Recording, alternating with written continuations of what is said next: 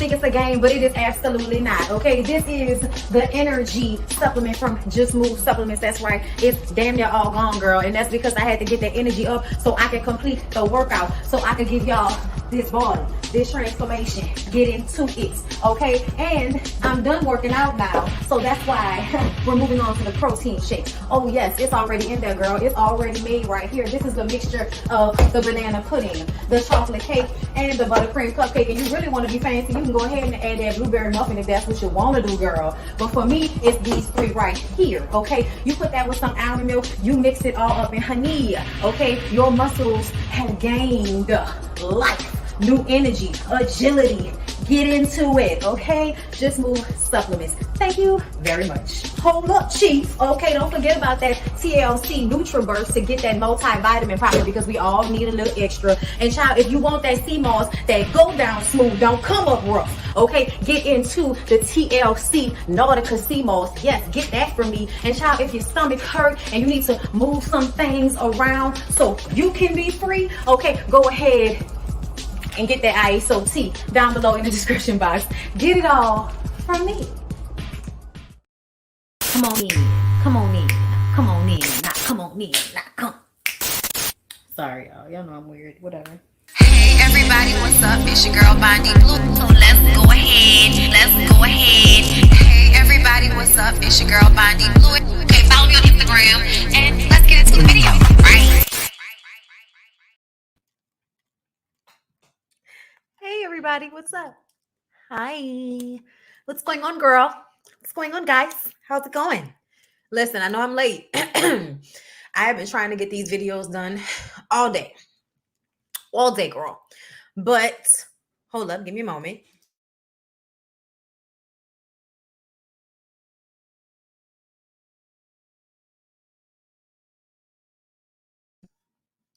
But I had shit going on to do in life, you know what I'm saying?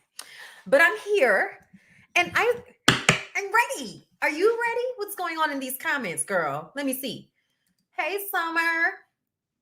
I appreciate everybody for being here. Okay, people who are here first, who have been waiting on me since earlier, thank you so much. I appreciate y'all for showing up for me. Okay. Thank you, Aneka Jennings. Okay. Is it Anika or Aneka?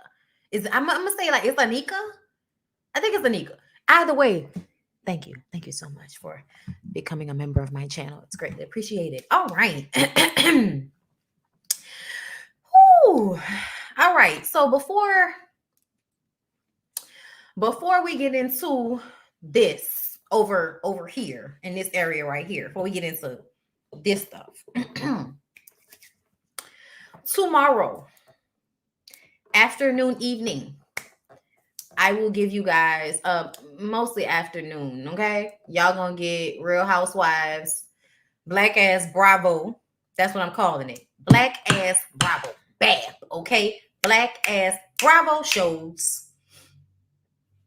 Real Housewives, Candy the Gang, Love Match. Okay, I was on Instagram earlier talking about Love Match, girl. Love Match was a little entertaining. Love Match was a little entertaining, y'all. And why do you think I'm gonna go in so hard on K? Shot in my Instagram live today, y'all was telling me I was going hard on Destiny, and I just kind of felt like I hope y'all want me to lie. Y'all want me to lie going forward? That's what y'all want me to do?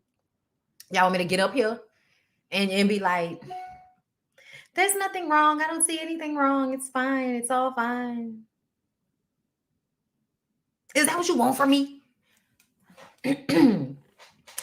When I talk about Love and Marriage Huntsville after this, we'll see how that plays out.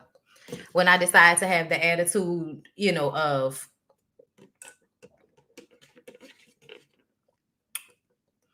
it's fine. It's all good. Everybody's right. Everybody's right. But let's go ahead and get into Marriage Bootcamp. Okay. Like the video on your way in. All right. Okay, so I did watch this new show and the guy is giving me bisexual vibes. all of the day long. And he's giving all of us those vibes. But we'll get into that tomorrow. We'll talk more about it tomorrow. But the show is interesting, okay? So if y'all haven't gotten a chance to check out Love Match that comes on right after Real Housewives of Atlanta, check it out. Check it out because it was good. Once you actually paid attention and glued in, it was good. Because for a minute, y'all, I couldn't get down. I just couldn't. I was paying attention, but I was bored. And then once I started like actually listening to what was being said, I was like, oh, okay. Okay, this can be good. Because you have the women who are the certified matchmakers, who have certifications and some type of schooling in what they do. And then you have the man that's created a dating app, which is technology, but that doesn't mean he's a relationship coach. It doesn't mean that he is a matchmaker. But because he had this dating app, the two Black women who are like the elder on the show for the business, and I mean they're the most accomplished. Those two women, I forgot their names, y'all. I barely was paying attention, but I was just, learning the gist of the show so I could know if I wanted to review it. And I'll go back and watch it again so I can learn everybody's names. But basically, they got two main ladies that's like known all over the place. Those ladies have certified matchmaking certifications. They went to him with his app and said, why don't we do like an exclusive VIP type situation where we offer matchmaking services through your app? He said that they was giving him some bullshit and they was playing with his intelligence. And I was like, huh? But then turned around and he took their idea and used it. So, yeah. And then at the end of the episode, the women have already shown us at the beginning that they're coming out with a matchmaking school so that they can help other people do what they do.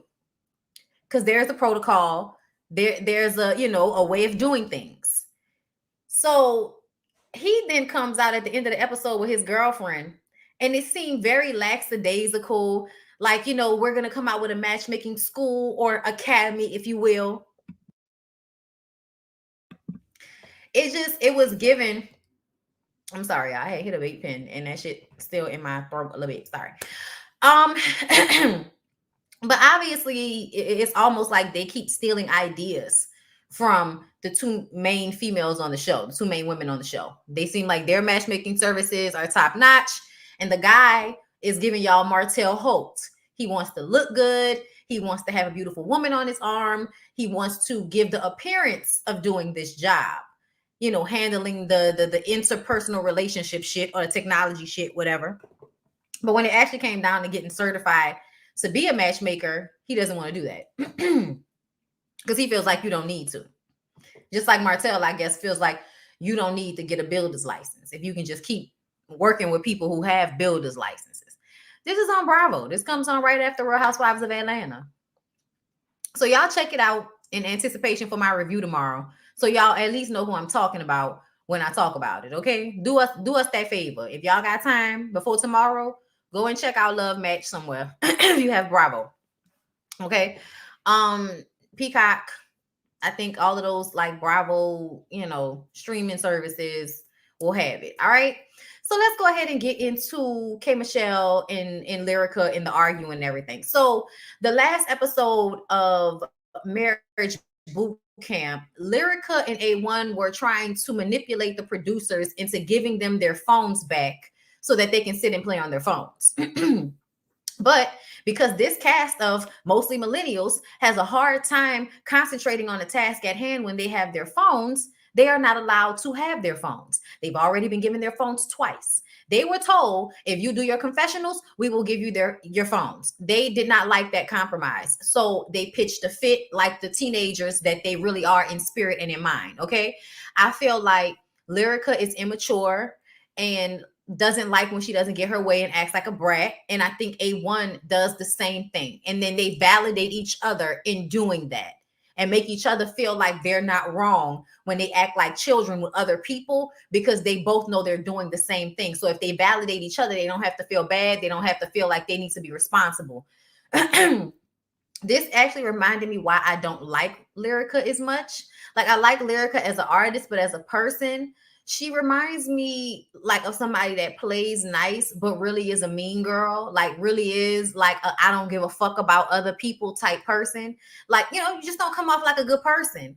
And when I say that, I don't mean you're not a good mother. I just mean when it comes to the way you deal with other people, it doesn't seem like you show other people much reverence, much respect, you know. It just seems like if you feel like disrespecting somebody for any old reason, you'll do it. And that's how Lyrica comes off to me. And so when her and K Michelle ended up getting into it, K Michelle was on one. K Michelle was tripping out. K Michelle is losing her mind because she heard that they were using her as a way to try to get their phones back. Don't worry about what I'm doing, not do this and all of this. Acting like you want to fight. That's reality TV show bullshit. Y'all wasn't going to get close to each other. Y'all wasn't going to fight. Didn't K Michelle just say she had surgery or something along those lines as to why she couldn't participate in some of the activities, but you got enough energy to be threatening to kick everybody's ass? Girl, I don't have time for you with that. A1 says that Kay is jealous of Lyrica because you prettier than her and you're a better writer than her. And I'm just sitting up here like that could possibly be true, but that doesn't have anything to do with why y'all are in here acting a fool right now. That doesn't have anything to do with why, like, that's of no consequence. Maybe y'all long-standing disagreements are because K Michelle may be jealous of Lyrica, because Lyrica is very beautiful and talented. But to be very clear, both of them have had surgery. Both of them have had things done to themselves. Both have been successful in their careers. So I don't feel like there's really a reason for them to be jealous of each other. But I do feel like Lyrica is childish, and Lyrica feels like people should just have to deal with however she feels like doing shit. And if she don't care, then she don't care. And then that's just that. And you have to deal with that. But if somebody shows her that energy, then she wants to have, a temper tantrum like a fucking teenager, that somebody took my phone. Oh my God, I hate it. I hate me life. You know what I'm saying? Like she does all that. And so does A1. Dr. Ish has to talk to Lyrica because Lyrica, it's like, I want to leave. I want to leave now. And he has to remind her, listen, you're not here about K Michelle. You're here so that you can work on your relationship issues with your husband so that y'all can be better for your son. So maybe you need to keep the goal that we're trying to accomplish at the forefront of your mind when you're flipping out over absolutely nothing and asking to leave when you know either one, you need this check, or two, you need this therapy, or three, you need both. Okay, so cut it out with I'm threatening to leave because I'm not getting my way. It's just really, really annoying to me. Why is jealous the go-to when it comes to lighter skinned women? I don't think that's the go-to for just lighter skinned women. I don't know why y'all think that's just like a lighter skinned woman thing.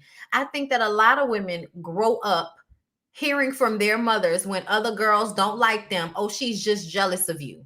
Like, don't most mamas tell their daughters that? So whenever their daughters grow up and have conflict with other women, they automatically, go to, oh, she must be jealous. It takes you to have some real understanding of yourself and the people around you in y'all relationships for you to understand that no, people are not always jealous of you. But sometimes your mama be right. I'm going to just go ahead and tell y'all there have been times when my mama has absolutely been right about that. Okay? Because people show you with the things that they say and how they act. And jealousy is a very easy feeling to feel. You know what I'm saying? Like nobody's above feeling envious or jealous of other people for any reason.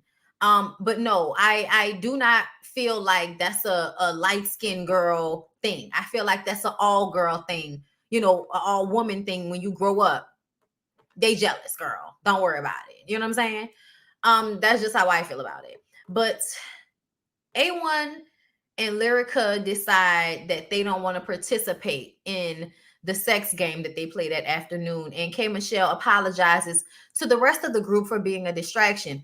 I felt like K Michelle acted like the adult in a situation for once. You know what I'm saying? She often acts like a fucking child herself.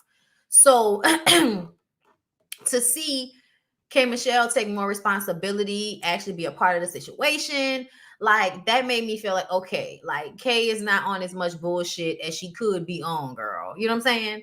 So they roll dice and answer questions. Mariah and Rich go first. He says after they have sex, she always rushes to take a shower when he would like to cuddle with her. And it makes him feel like she's going to wash him off of her. You know, like you're a dirty old man that just finished climbing on top of a young girl. Is that what it feels like, Rich? Is that what you feel like when she runs to the bathroom to wash her vagina after you guys finish having probably unprotected sex? It's because you are a nasty old man sliding on top of a young girl that you know you can mentally manipulate to get what you want out of her and then get on your way. I feel like a lot of times the one thing she has control of is how she allows herself to show you real love and affection. Yeah, we can be cute, we can flirt, we can fuck, but all that cuddling and shit, no, I'm not going to open myself up to you emotionally in that way when you show me you don't care about me in that way. No, I'm not going to cuddle with you, nigga. You got the puss. Go on about your business. I understand why Mariah would handle him like that. And then he says that it's emasculating. I'm saying, so it makes you feel less of a man when a woman rushes to the bathroom to wash you off of her? Does it? And this is why I say that Black men really love throwing that emasculation word around. I don't often hear white men complaining about how their women make them feel less than a man to the point that they don't feel like they are one, and so they don't have to show up as a man in real life. Like I don't really hear them have those, she emasculated me. I don't often hear that, because to me it would seem like you would be ashamed to admit that a woman was able to make you feel like you weren't a man, especially if she's in the wrong about something. Especially a woman that you view as beneath you. That's another thing. Rich feels like Mariah is beneath him. So the fact that you're going to sit up here and act like Mariah emasculates you when she goes to rub you and your old man juice off of her nether regions, nigga, I guess. I just feel like that's bullshit. I feel like that's something y'all say because when y'all say Black women emasculate y'all, everybody goes to the worst of the worst Black woman in their mind, verbally tearing a man down. And this is what I say to all those men. If a woman verbally tears you down for no reason at all, if a woman is verbally abusing you, then as a man, I would like for you to remove yourself from that situation. She can be who she is, and you can remove yourself from the situation. Therefore, there's no need to go forward with blaming her for abusing you, because you can just simply walk away. But see, when y'all always want to go, oh, she emasculated me. She emasculated me. To me, a lot of times it's feel bad for me. That's what that word sounds like to me now. Oh, she emasculated me. Feel bad for me. That's what that sounds like to me. So when he said that shit, I was just kind of like, okay, Rich, what the f ever, okay? She doesn't want to be played, so she doesn't allow herself to like sink in. And Dr. Ish says they both are scared that they aren't enough, and they don't believe anyone can take better care of them than themselves. So why even take the leap? And I feel like Mariah and Rich shouldn't be taking the leap with one another because he doesn't respect her. He doesn't value her as a full human being. And that is the reason why he should go and grow the fuck up and go and try to pursue a relationship with a woman that he can actually respect, that actually is on his level. Go and be with a woman that is actually your age. And maybe you can be with someone who you can respect.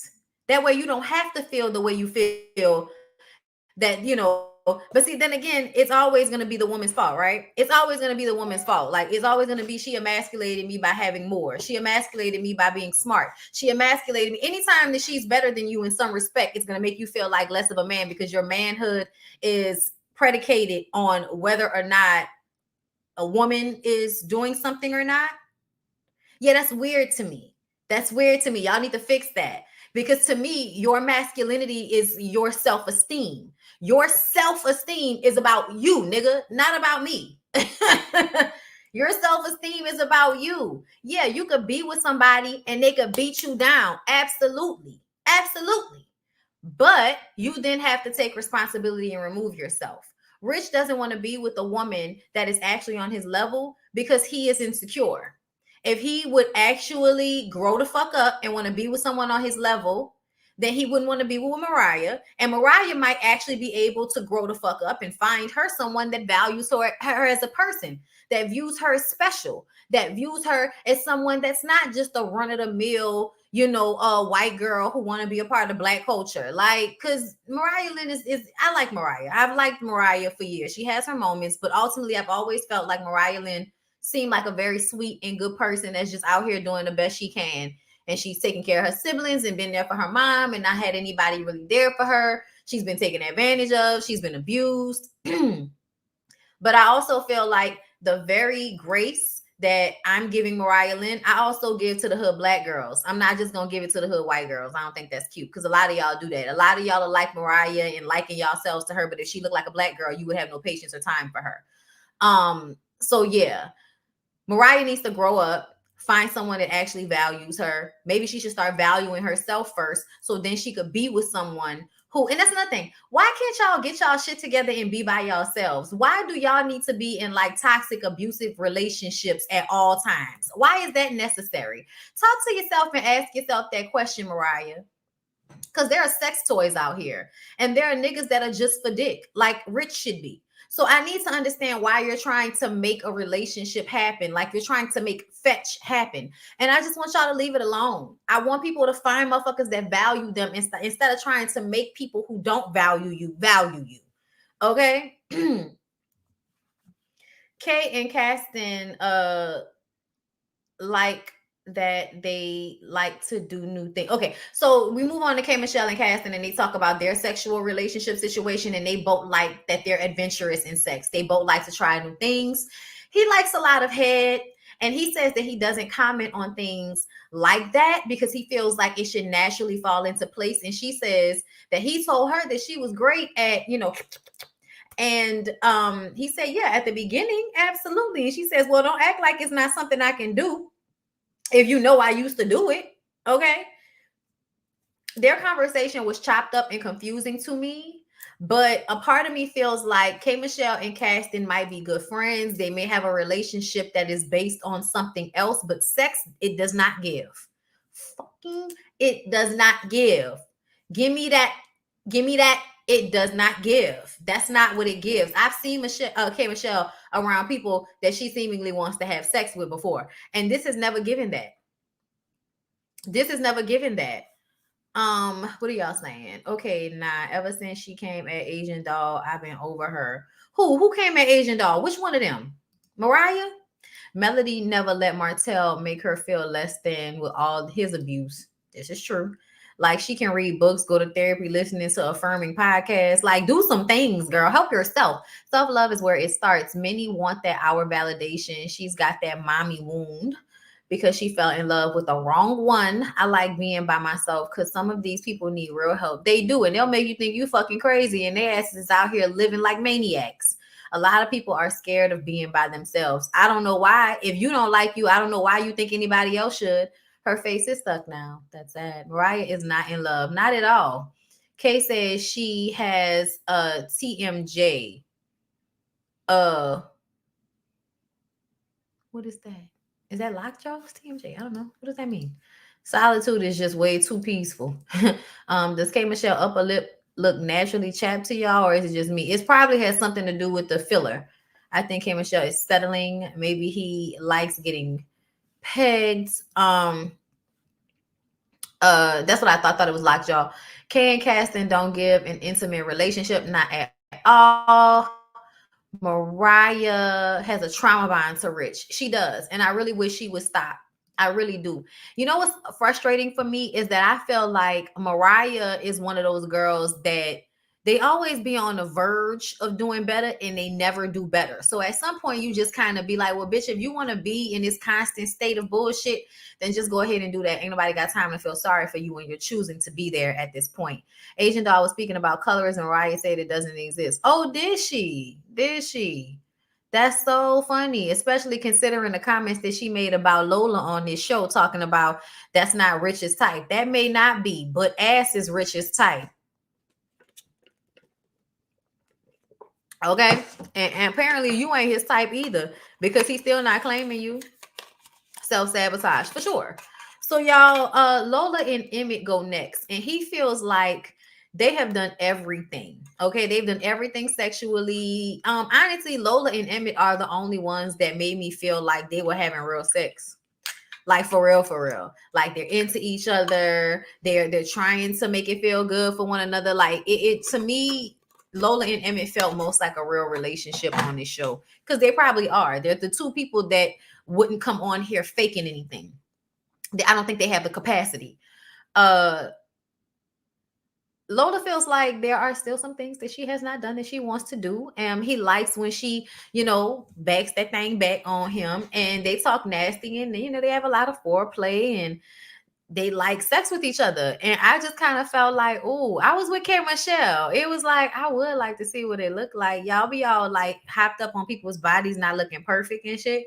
And I don't need for nobody to look perfect. Like I just don't. But I still want to see. Like, I don't know if I'll be turned on or not, but I know I want to see. I'm just curious to see like what they energy be like when they in a blend. That's all. Like you just want to see like what the mechanics of it look like for the two people that you seeing. You know what I mean? Yes, they have definitely learned each other's bodies. You could tell. I like the way they both light up when they was talking about having sex with each other. It was like, see, y'all don't know. Lola could have been calling Emmett upstairs to come smash, and she just didn't want y'all all in her business. Yeah, I don't feel like anybody, with the exception of Lola and Emmett, really like each other. Yeah, that gangsta boo. I call her Lola. That's her real name. So Dr. Ish talks to Lyrica and A1. She feels like she was being disrespected, and she's human. And that's another thing I'm tired of. I am tired of y'all saying that you're human. And we're aware that you're human. We're aware. And honestly, it's crazy to me because I have often seen people that try to be perfect and try to like give y'all perfect all the time. Y'all get mad at those people. Y'all call those people fake. And then there are people like Lyrica that completely, lose themselves easily whenever they get upset. They allow themselves to be moved by the childlike figure inside of them that's saying, do the worst shit. Don't be smart. It doesn't matter how this may, harm you in the long run. It doesn't matter that this may not be a good decision. Right now, it feels like I want to hit this person, or I want to act a fool, or I want to cry, I want to bitch a fit. So do it instead of doing what the grown person inside of you should do. Judge told them that. And I 100% agree with her about it. Because that's what that reminded me of when she was like, I'm human. I'm tired of y'all saying that. Because sometimes I feel like that's an excuse. Sometimes I feel like y'all don't cut people no slack. I really do. Sometimes I feel like y'all totally ignore the natural responses that people have to certain things. For real. Like we'll be like, Mel is one of those people. We talking about Mel and how she is right now after everything she's been through, and then everybody be sitting up there like totally ignoring the fact that lady done been through so much shit in the past year. It would be impossible for her to be like this perfect, sweet, non-petty, non-problematic person that y'all are always complaining that she should be, right? You know what I'm saying? And then you got people like Lyrica that every chance they get, they act a fool and they want to throw that, but I'm human. Like that shit work on my nerves. You know what I'm saying? Like y'all give people that I'm human, shit when they act a fool. And then when people lose their shit after constantly keeping it together, they have to remind y'all that they are fucking human. The shit is crazy to me. I almost feel like I'm not even really explaining it well, because it's crazy to me how people really just do one thing and then say it's something else, and it's just very confusing when you're looking at it. I'm looking at it straight as day. I'm looking at you act like a fucking asshole, and then you sit up here and tell me that you felt disrespected and you're just human. Girl, go lay down. Okay. Dr. Ish says be human, but don't touch anybody. So basically, Dr. Ish is trying to get A1 and Lyrica to agree that they will not get into a physical altercation with K Michelle. And that's the only reason they're allowing them, I'm guessing, to come back down with everybody. And Lyrica is feeling like she's being, what did she say? Oh, so now y'all trying to restrict me. And Dr. Ish says, restrict you from fighting? Yes, absolutely. And I was just kind of like, so an adult, another grown adult has to tell you that you can't go around fighting people. And y'all, please don't get me wrong. Y'all know how I feel about certain things. Sometimes you really do be wanting to, sometimes people do be like deserving, like looking to get hit, needing to get hit, like all that shit. But not all the time. And as grown people, that really should be your last resort. It really should be a, if you physically harm me, that is the only reason I'm going to physically harm you. But if you say some shit to me, I should be able to like either walk away or say some like-minded shit back to your ass. Me personally, I don't need to fight anybody. I'll murder you with my words, okay? And if I'm feeling like my words are not enough, I'm gonna take myself out the situation, because now I'm an adult and I have shit to lose. So how I handle my situations is going to be different. So for Lyrica to be 30-something years old with shit to lose, a child, a husband, and sitting up there talking to Dr. Ish, saying that she feels like she's being restricted, as if she should not be stopped from hitting people because she doesn't like what they have to say. Girl, what?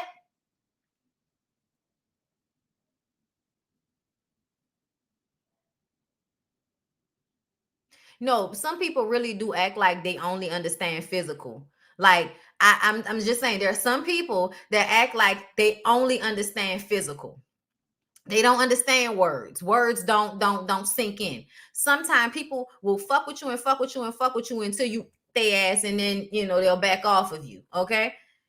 But you have to remove yourself from those people as well, because to me it doesn't make sense to be around people like that once you get to a certain age, right? Lyrica seems like she acts like Amber Heard. Definitely gives throw rocks, hides hands, no accountability ever. Needing to get hit. That's real talk. Some people really do act like that's what they want. Exactly, Mindy. As a grown woman, I can use my words first. Absolutely. And that's what I'm saying. Use your words first. Okay. So the fact that she's saying things like this out loud, I think as adults, we all know that we should not be like, actively promoting and thinking that we can get away with beating everybody's ass, especially not in a professional setting. Yes, this may be a reality show and they're living in a house, but we all know y'all had to sign contracts to get there. So no, bitch, when it comes to liability wise, we cannot have you putting your hands on people. No, sorry about that. Like, girl, yes, you can't take the love and hip hop out the girl. Grow up. And then the funny thing about Lyrica, you talking about you want to fight, but every time you was on Love and Hip Hop, we ain't never seen you want to fight nobody that actually wanted to fight you. You did a lot of arguing and acting like you was gonna do shit, but security and A1 was always there to separate some shit. I have not seen Lyrica actually fight somebody yet, and I have seen her get in minty. Okay, I'm adding a T, minty of altercation on that show. And you really ain't about fighting. But, neither is Kay. I think Kay do a lot of talking too. Kay like to hit you with shit and throw shit. But then when it comes to throwing hands, no. I think K Michelle has just learned that I'm not a fighter. So I'm just going to throw shit. And then that's just going to be that. You know what I'm saying? And Lyrica likes to do all of that screaming and hollering and gesturing like she's going to do shit. But there's always somebody in between. There's always somebody to like separate. If you actually had space and opportunity to fight, I doubt either one of y'all will really be trying to do something. Sorry. That's just what I feel like it is. And that's no shade, but I also feel like sometimes don't be doing all of that. I'm gonna do this, I'm gonna do that. Sit your stupid ass down somewhere. You ain't gonna do shit. Sit down. Anyway, what else is going on? A1 takes Lyrica to the side and has to talk some sense into her and tells her she needs to be the bigger person. When they join everyone, Rich tells them they need to focus on each other and take advantage of the doctors while they're there. And Lyrica just does not like when anybody tells her anything, but she loves to take deep dives into everybody else's situation instead of focusing on her own. I thought that was quite ironic. The hypocrisy is astounding. So then they do the puppet exercise. K Michelle and Casson apparently don't see eye to eye on a position that they haven't done. Like she was like, you ain't do that with me. And he was like, yes, I did. We did do that. And she was like, no, you didn't. We didn't do. I said, K Michelle, were you high? Ask yourself that question. Ask yourself that question. Either way, she swears it wasn't her. Dr. Ish says that Kay has an anxious attachment style because she is looking for consistency. So she will get hung up on things like the kids and the house, you know, white picket fence, because that's something that she can make happen that will be consistent for her, versus looking for the relationship, the love, the partnership, and then having those things flourish from that. And to me, I think it's weird when a woman already has a child to want children just for the sake of having children and not really wanting the relationship that comes with that. And that's no disrespect, because I know there are single women out there that want kids and they're not worrying about a man, and I get that. But to me, with K. Michelle specifically, this seems to be something she needs to go work out with a psychiatrist, because it feels more of something you're doing to fill a hole than for the right reasons. You know what I'm saying? And to me, having children is great, but I also feel like a part of having children should be about creating like a family unit. You know what I'm saying? It shouldn't just be you by yourself with a child. It should be you and your people, you and your family, you and your friends, whatever your situation is. And K. Michelle, I feel like that's not what it's giving. It's not giving, I want to have children so that I can have someone else to love and to bring into, you know, this beautiful surroundings, this beautiful family that I've already created. It doesn't feel like that. It feels like you want to have children as an ego thing. You want to have children so that you can make up for the fact that you weren't there for your oldest son. You want to focus on having children because that sounds good, instead of focusing on what you really need and want, or figuring out what's really going on and why there's a hole inside of you that doesn't seem to, you know, be able to be filled. You know what I mean? Like, she just has a whole bunch of shit going on. And instead of digging deep and finding out where it's coming from, she wants to keep focusing on, you know, children in a toxic white picket fence dream. You know, like, you can't be shit to two children when you can't even figure out how to feel good about yourself as you are. That's no disrespect to anybody. But to me, if all you have to show your children is the pain you go through dealing with the surgeries that you went through, and a toxic relationship with a man that you're not in a full commitment with, and a career that seems to be good at times but volatile depending on your moods, yeah, that doesn't seem like stability. That doesn't seem like you're going to provide what is actually needed, which is why it's not really happening. Because I feel like if K. Michelle wanted to have 2 kids by now, this shit would have happened already. You would have called Dr. Jackie, got a surrogate, had the 2 babies, boom, bow, pow. Y'all doing mommy-daughter photo shoots and shit. And now you're going to bring the son around, because if you don't, he going to feel some type of way about you taking pictures and doing everything with the 2 kids while he left over there by the grandparents' house. So, yeah. Thank you, Summer, for the super sticker. I appreciate you. People really think so lowly of parenthood. That's the problem. I think she wants to try to redo motherhood because we know that baby daddy probably had their son since birth. I thought her parents had her son. She wants girls and she is not happy with her son. She didn't raise him that much. And she also don't likes men, and I don't understand that either. So let me explain something, y'all. The Manosphere, I was listening to some dude's video today because I followed him because he does that Manosphere bullshit. And so I just wanted to hear their perspective and the shit that they say. And they think they're so smart, but they really are not. Just because you are being critiqued in a way that makes you feel uncomfortable, you know, the same shit y'all say that Kevin Samuels was saying about women, this truth serum that we could not take, y'all cannot take that same truth serum. You can't. Like, that's the truth of the matter. Y'all can't take that truth serum shit at all.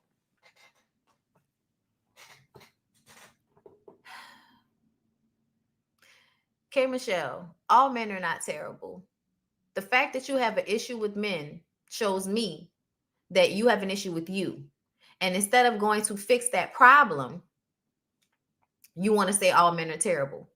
And so when I say that, I was watching this man's video and he's dissecting a panel of women. I think it might have been Cynthia G's video that she just recently did. And they're dissecting what she said about Kevin Samuels so that they can prove how terrible Black women are and how miserable and bitter evil and all of that shit, right? Black women are evil because they're saying that they don't feel bad that someone who did not like them and said that they would die alone, and said, you know, they shouldn't believe their daughters if their boyfriends do something to them. Their husband does something to your daughter, don't believe your daughter, and don't take my children with you, and all of this crazy shit. Like, he said a lot of crazy shit that was very toxic, and it wasn't the truth. And y'all are actually trying to flip it, and y'all are using him a lot in situations that have nothing to do with him, which I find very weird. And like, what is it about?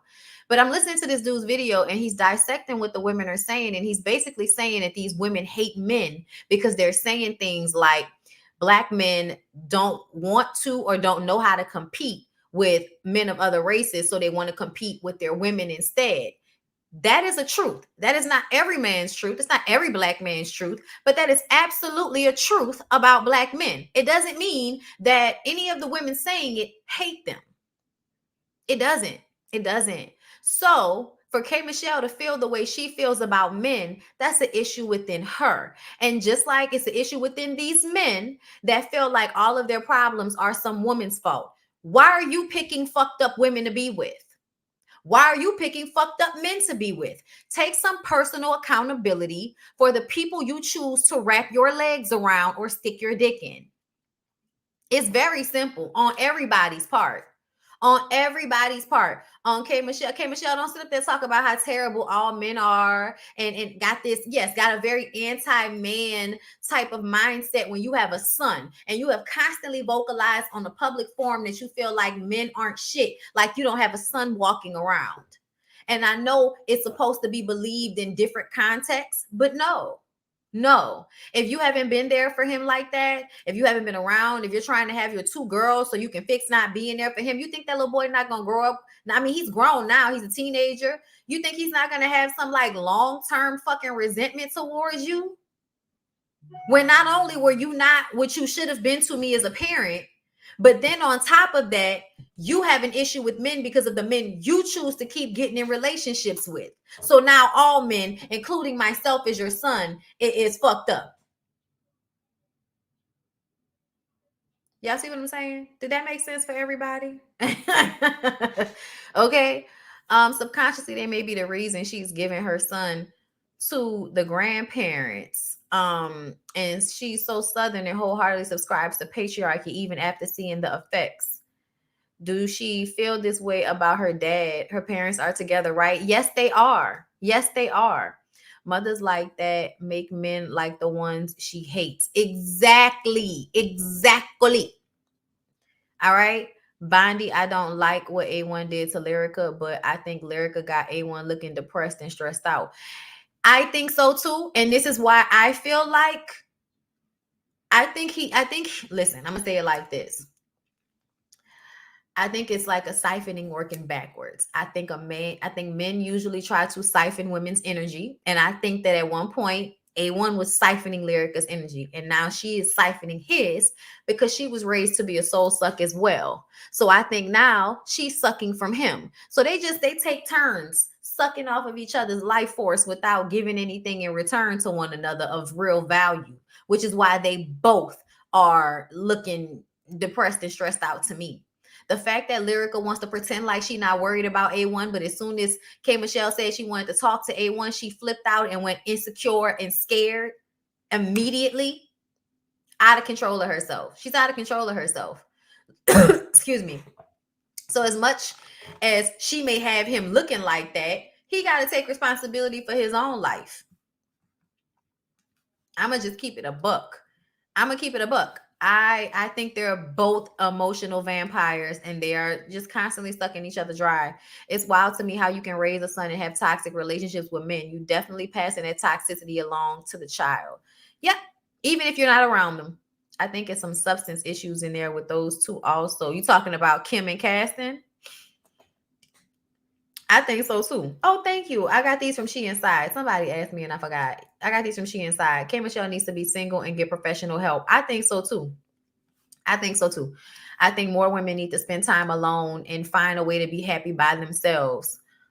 Instead of, A1 and Lyrica, you think drugs might be involved with them. Okay. Yeah. No. Definitely A1 is on something, allegedly. Like it gives that. It gives the vibe. I mean, they're gonna have some substance issue in the house at some point. Moving on, y'all. Getting back into my notes. So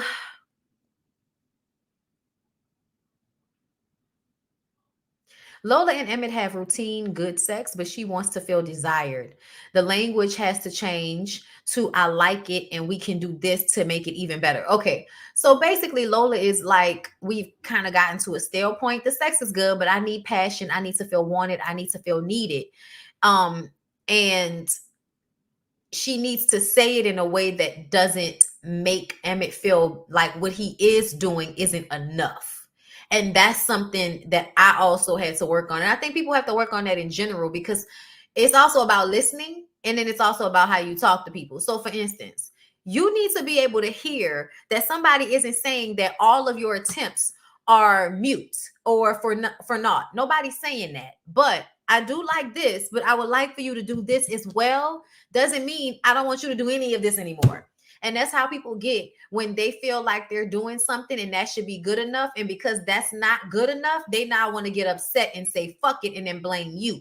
And to me, that's kind of the situation Lola and Emmett might be in when it comes to the things that she would like to do and try, or even in their relationship, period. I think she doesn't know how to talk to him all the time. And so instead of, him hearing her and her talking better, I'm trying to say it right because I'm hearing something else going on outside. But yeah, instead of her learning how to speak to him and him learning how to listen to her, because I feel like it's a two-part thing. You know what I'm saying? I think it's a two-part thing. I think in one breath, Lola is absolutely, demeaning with the way she talks to him. But then I also feel like that motherfucker be too emotional and sensitive sometimes. Like he be getting so agitated and aggravated about shit, and it don't even be that deep. Like, you know what I'm saying? Like, I feel like people in relationships should sometimes be able to talk to each other in angst without everybody taking it personal and jumping off the deep end. Like, every little thing does not need to be turned into a big old argument, a big old thing. And I feel like Lola and Emmett do that to each other. It'll be something small that will get blown out of proportion. Okay. Lyrica doesn't know what missionary is. They're on their second marriage because a lot of people go through different marriages within their marriage. You can be the first part of your marriage, honeymoon stage. The second part of the marriage might be the, we gotta figure it out part of the marriage. You know what I'm saying? So he says that she makes him feel rejected, and she says her no's don't always mean no. And Dr. Ish says they need to let go of the pain that they have towards each other. Lyrica says if they get back together, she will be more affectionate. Okay, so let me just explain what that sounds like to me. People like to fuck over you, and then when you don't stop being upset or when you don't open yourself up back to them physically, they want to act like you are emasculating or you are rejecting them, when really you have done something to lose your access to me. So now you need to try harder to gain access. And I feel like some of y'all, i.e. like A1, probably is one of those people that doesn't like to try hard. If Lyrica isn't giving him that energy back, he completely taps out. But you can't forget about the fact that she feels like that because you fuck other people.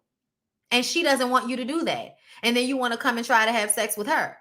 And yes, she has had sex with other people as well. But I feel like a lot of their situation has been him cheating and then her cheating back, and then him trying to make it seem like they've done the same shit, which in essence they have, which is why they should both be able to forgive each other or decide to be in an open relationship, either or. But the toxic, cycle that they're in of her being mad about old shit and then him expecting her to get over something he keeps doing. Yeah, I don't know how that's going to work. I don't know how that's going to work at all. I honestly feel like you niggas don't have the capacity to beg the women for their forgiveness the way y'all really should. And that makes it harder for a woman to actually try to forgive you.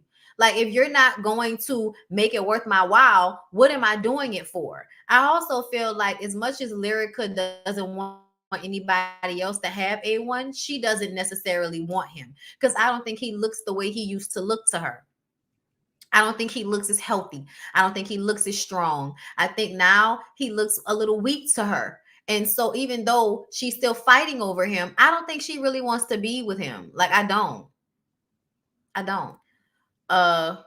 Yeah, they want sorry to fix it. No, you have to actually put in work to correct that type of long-term, I'm not gonna say abuse, because I feel like they do it to each other, but like, y'all have misused each other. Y'all have abused each other. I'm gonna just keep it a buck. It's not physical, but the constant cheating, and this hurts me, and you do it anyway, and I take you back, and we fight, and I cheat on you, and then you cheat on me. Like, all of that shit is abusive they're abusive to each other, they're abusive to themselves. There's no accountability in either one of them. Like, hang it up. I feel like when relationships are this toxic to where you can't fix issues you've had for years, you need to just let the shit go. And maybe y'all can come back to each other later on, but you need to let it go. Like, move on. Life is way too short for y'all to be doing this every fucking month. We doing this cycle with A1 and Lyrica fighting and getting back together, and I love you and you love me, and we should be together even though I'm gonna cheat on you and you're not affectionate and I need more than you're willing to give. Like, at the end of the day, I don't feel like Lyrica has, and this is what A1's mama used to be talking about. A1's mama never liked Lyrica, and I think it's because she saw that Lyrica wasn't going to be able to be the type of woman that A1 would have needed in order for him to feel like emotionally supported, right? However, something tells me Pam was never emotionally supportive. On top of the fact that Pam was probably never emotionally supportive, A1 is basically picking a hot girl like his mama to be married to and have a child with, and trying to get that same emotional support that he really needs to go to therapy to get from himself, so he can stop looking to get it from women. Because when he doesn't get it from women, then he wants to go and cheat and hurt you and all of that, because it reminds him of how his mom probably never gave him the emotional support that he wanted to. Y'all know Pam hard as fuck. So something makes me feel like A1 went without emotional support. Lyrica is selfish and a child, so whenever she feels like taking away emotional support, she will do that. Okay? Oh yeah, y'all. You got to pay attention to the way people's parents, affect the way they choose partners. Okay? Because I really do feel like A1, his issue with Lyrica is the same issue he probably feels from his mom. And I do feel like Pam, hey husband. I thought you called me. You said Lyrica. I didn't, but hey. You said Lyrica. I did. I just realized. She said Lyrica. What you doing? I'm about to play it right now. Okay. It's nice. It is. It's such nice pillows. It is. Move him out the way so you can lay on the sofa. Y'all, I'm sorry. Lyric is coming in here to lay down. All right. So moving on from there. Rich feels more. Well, Mariah wants more head. She feels like he should take the lead instead of having her to ask for head. He doesn't want. Oh, wait, hold up. He doesn't. Okay, yeah. So Lyrica, I'm sorry, not Lyrica. Mariah was basically saying she wants more cunnilinguist, and Rich doesn't want to provide the cunnilinguist without prompting. And see, if your C is so good, then he should be diving into it head first every time y'all have sex. At least in my experience, that's how these things go. So, Mariah, maybe you should put value in something other than your vagina. And also maybe you should stop fucking Rich. Maybe you should fuck somebody else. Maybe you should have sex with somebody that actually makes you feel like they want to do all those things with you. Once again, find someone that values you, Mariah. Every problem you have with Rich is Rich not doing things that he would do with the woman he was in a real relationship with.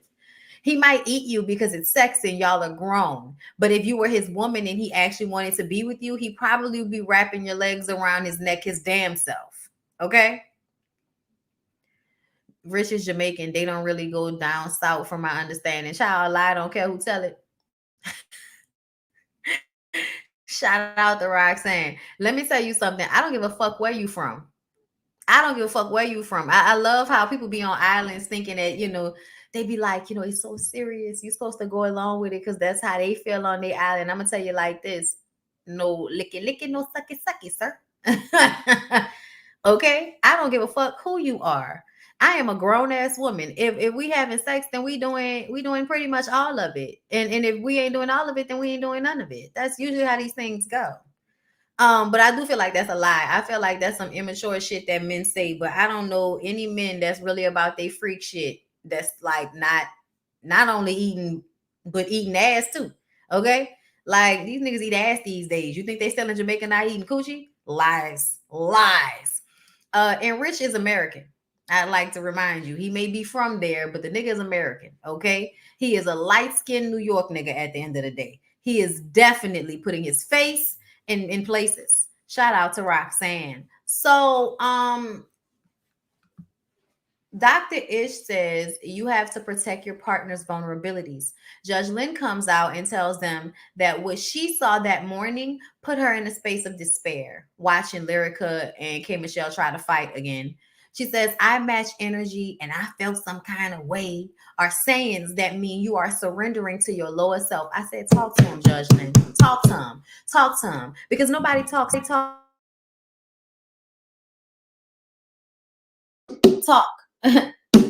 Talk to him, okay? That's what I said. Because I have to tell y'all to think about motherfucking Claire Huxtable in order for y'all to get y'all to think about y'all higher selves. Because I don't know how y'all see y'all self, but I know how y'all see Claire Huxtable.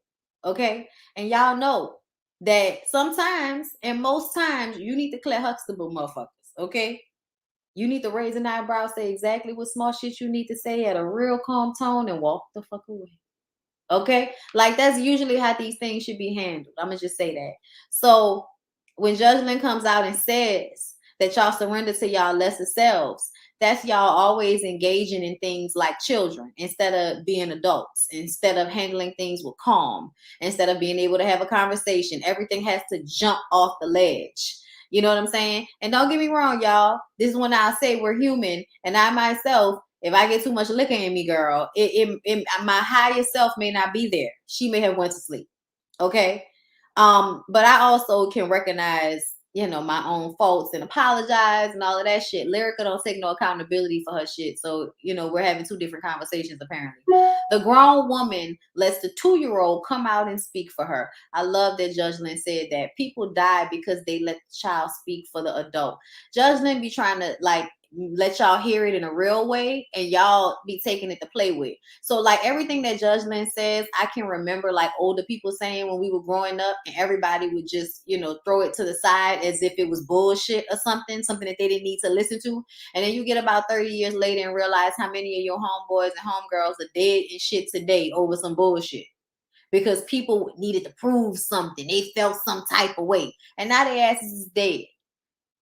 And everybody that's still alive, living their life, moving on throughout the decades, slowly losing them in the memory, losing them in the picture, and that's what you want for your life. That's what you want for your life to be? Losing your life at the hand of a fucking fool because you felt like you could not dodge the agent of chaos. And that's what people, I'm going to tell y'all, remember this. When y'all going around in y'all daily life, you got people that be on the road, people out in stores. They got people all over the place that's mad about their life, impatient, pissed off, unhappy, online, everywhere, and looking for a way to get out their frustrations on you. Just because you a person out in the world. They are agents of fucking chaos. Do me a favor. Learn how to bypass these motherfuckers. Shift. Move. Take deep breaths. Move away from them. Because you'll end up getting your shit fucked up fucking around with them. So I love the fact that Judge Lynn said that because that's something that like today, right now, people need to hear and understand. Okay? Because they don't. Everybody wants to take shit to 1,000, and it really ain't that deep a lot of the time. So I like that she said that. That was spot on what needed to be said. Okay. K Michelle says that she should have ignored Lyrica, and she realizes that. Judge Lynn tells Lola to learn that you have to get off of your position in order to actually hear somebody. And y'all, I love that she said that too. I feel like sometimes I be thinking about things and I don't hear them vocalized until, you know, I hear them and I'm like, that's what that is that I be doing sometimes. Like, and I say sometimes, okay? But what I mean is that, so if I feel like I could really be wrong about something, y'all, when they say get off your position, it means let it go in here. Whatever that's making you hold on to your position about it, let it go for a second and actually just listen and take in the information. Okay? I'm telling you, it'll work in your favor in more than one way. First of all, if you're wrong, then you can correct and recognize where you're wrong and move forward, right? But if you're right, then you can let the person fully explain themselves and then you can knock their shit down one at a time, like I like to do. So listen sometimes, you know what I'm saying? And I'm not listening to knock it down. I'm listening. But as soon as I hear something that I know is going to make my point, then now you've set me up. So just go ahead and explain yourself. Let yourself get it all out. You know what I mean? So that I can knock your ass down with the truth of the situation. Anyway. Judge Lynn tells Lola, yeah, okay, she has to get off her position. So that's what you got to do, Lola. You got to learn how to let shit go and actually listen. And if you're wrong, be like, you know what, you're right. I'm tripping. My bad. You know, I'm sorry. Let me bad back. And then if you're right, be like, okay, so you just said this, right? Okay, so when you said this and I said that, you don't see how that made sense? Okay, you got to calm down a little bit, but you have to get off your position, because if you don't, then you're constantly fighting on behalf of a position, and you could possibly be fucked up ass wrong, but because you're so gun-ho on how you feel, you're not thinking, you're not listening, you're not paying attention. You know what I'm saying? That's why we have 2 ears and 1 mouth. You ain't saying nothing wrong, Bondy. Thank you so much, Lord of the overall. Kate Michelle loves Cass. Judge says that she loves Kay and Caston more every day, but she can't have any more of what happened. This is a safe space, so no more threatening to kill each other. A1 and Lyrica, she says, I love what I saw right here. Hated what I saw this morning. She says, you're a good person in a difficult situation with a guy that loves you more than he's shown. I think that was a real good statement that she made. But I have a hard time with the you're a good person part for Lyrica. And it's not because, and I'm going to explain this to y'all. I don't feel like being a good person, means you. Being a bad person doesn't mean that you're evil. It just means that everything is about you. So as you go through life, you don't make concessions for other people. To me, what makes you a good person is not always putting how you feel first. It ain't always got to be about your kids. It ain't all, but sometimes being a good person is doing something nice just to do something nice. Sometimes being a good person is caring about what somebody has to say, even if you really don't want to care, but still hearing them, still being a listening ear because it's what the person needs and not necessarily what you want to do in the moment. You know what I'm saying? So to me, when you can sometimes put how you feel to the side for another person, and I'm not saying that's something people should always be doing every day. You should be doing that at some point throughout your day, y'all. But you know what I mean, right? Because then doing stuff for people eventually takes a shift, right? Only being about other people, only caring about other people's feelings take a shift for the bad. So I'm not saying that. But what I am saying is the way I have seen Lyrica move on shows, it's no real loyalty to anybody. It's no real loyalty to anybody. It's no real friendship. It's very wishy-washy. It's I can be cool with you today and then talk bad about you the next day. And then when I confront you, you tell me, fuck me, like I did something to you. Lyrica is one of those people. I've never seen her fully take, real accountability for something, say I'm sorry for something. She often overreacts, acts off emotion, and then tells everybody else to kiss her ass about it. That's not a good person to me, y'all. It's just not. I don't feel that way because in real life, those people are what? Agents of fucking chaos. So yeah, letting go of some of your pride for people you care about. Yes. letting go of some of your ego and how you see yours, all that shit about you. Yeah, that's not important right now. The other person. Like, can you do a video on loving yourself and becoming a whole person without another individual? I want to hear your knowledge. I can't say I did any of that without another individual, but I understand what you mean, and I'll see if I can do something along those lines. She doesn't have no clue how to be a friend or a partner. Exactly. And that's why I'm saying I don't like that she says you're a good person. Because I'm like, what does that mean? It means you haven't killed anybody? Okay, great. You know how many terrible people haven't committed murder? You know what I'm saying? So what makes you a good person? If, you know, you're always in a state of childishness. So, and I do feel like A1 loves Lyrica more than he's shown. And I also feel like cheating is not always a sign that you don't care about somebody. I think the cheating that A1 does is a reflection of the emptiness that is inside of him. Okay?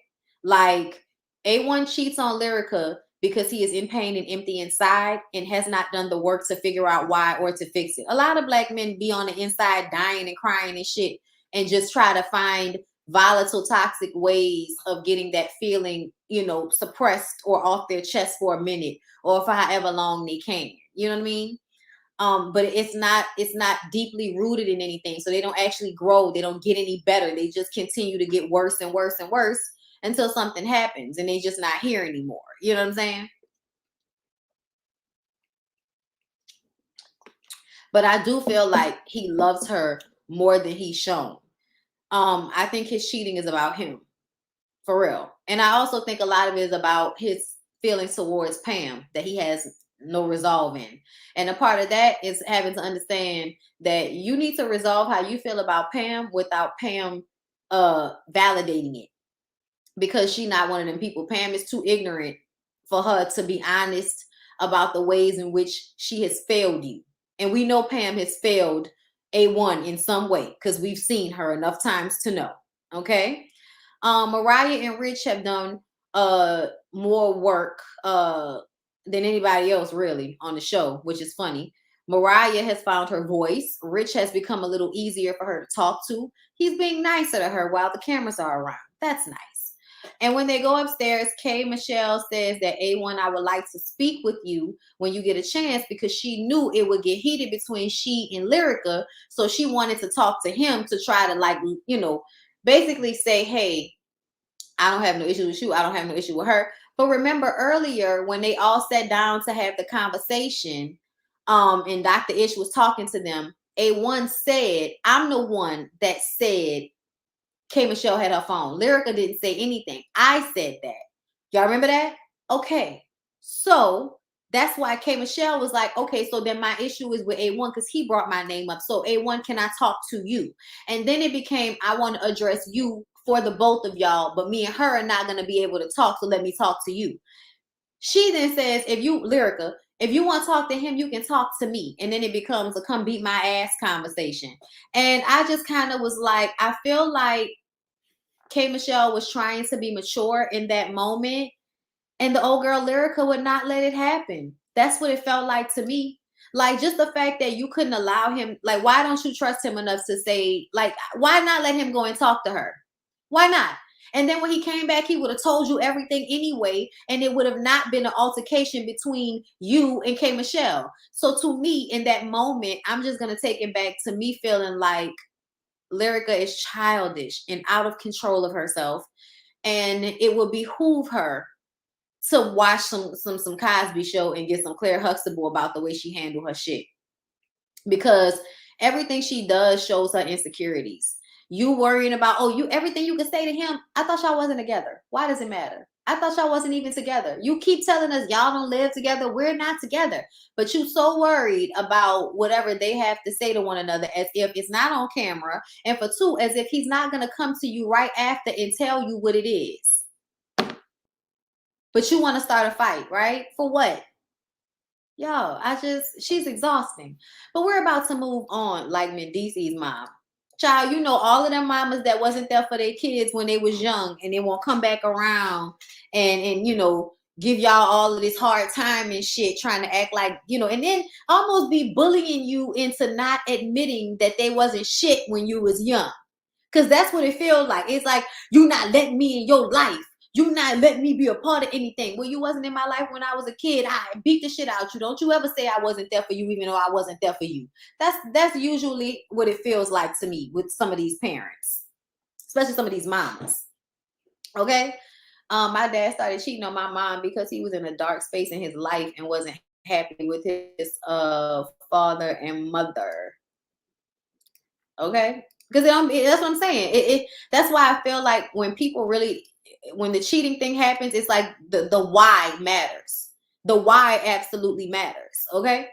She was trying to be mature and not allowing him and Kay to have that conversation shows that the Cabbage Patch Kid is an agent of chaos and is childish as fuck. She is.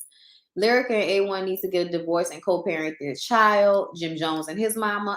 Lyrica wants a problem. I'm starting to realize she is controlling the relationship more than I realized on Love and Hip Hop. Cognitive dissonance. Bondi and Weak. I'm glad y'all are enjoying me today because I love y'all. It won't be me. If your mama Ratchet, it's a no for me. Nah, for real. Speak on it. I'm trying, girl. But y'all, let's go ahead and move on because I feel like I've been talking about this forever, just pontificating out the ass. But we're about to move on to Love After Lockup.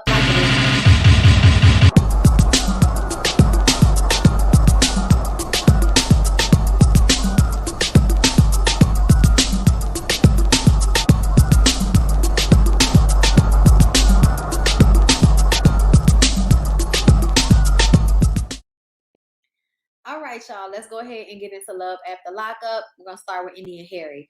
So, Indy and Harry, he called her crying because her mama left him in the middle of nowhere. Like, boy, so? Yolanda says, staying in that cold-ass place for more embarrassment is not the way sway. So, Indy need to pack up her shit, get her baby in a car, and take it back home, okay? She doesn't know if she should leave because she still cares about Harry, even though Harry is not living with her. He's living with his other sister, who finally had a man at home. I was happy for her because we thought y'all didn't have no men. But y'all got men, apparently. We just did not see them. Okay. So, we see one of the, I say, okay, Indy and Harry talk, and he is mad that she sent her mom to talk to him. First of all, she didn't send her mom to talk to you. Her mom showed up and told her what the fuck she was going to do and said, call him. I want to know where he at.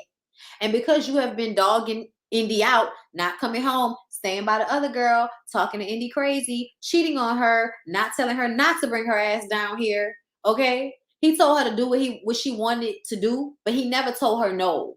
And I feel like that's because he wanted her to be there. It's because he wanted to be able to take advantage of her. He wanted her to be there, to be somebody waiting on him to get out, to be pushed as soon as he got out. Remember, I don't think he had met Terry at the halfway house yet. Okay. But either way, Indy and Harry talk. He is mad that she sent her mom to talk to him. She says she doesn't care about how he doesn't care. You know what I'm saying? I'm being just like you. You don't care about my feelings. I don't care about your feelings. And I'm glad. Indy, thank you. Finally stand up, get off your knees, and walk out the door. Thank you very much. She says that he couldn't be faithful. I feel like expecting him to be faithful was stupid in the first place. She doesn't feel anything anymore. I'm glad. Be numb. Be numb because the nigga treated you like a cigarette ash on the floor, okay?